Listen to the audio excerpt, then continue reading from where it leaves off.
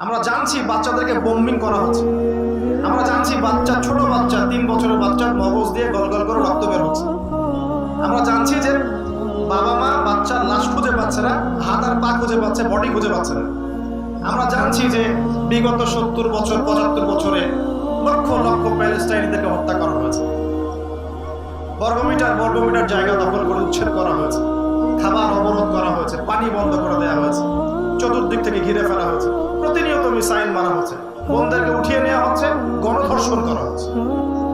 আমরা জানি আমাদের ভাইদেরকে কারাগারে রাখা হচ্ছে, এগুলো আমরা জানি। শুধু কোনোদিনও আমরা এটার ব্যথা উপলব্ধি করতে পারবো না যতক্ষণ না আমাদের সাথে এটা হচ্ছে। কোনোদিনও এই ব্যথা আমরা বাঙালি জাতি উপলব্ধি করতে পারবো না যতক্ষণ না আমাদের সাথে এটা হচ্ছে। 1971-এ আমাদের সাথে যা হয়েছিল এটা সারা বিশ্ব যেমন উপলব্ধি করতে পারে না, ওই সময়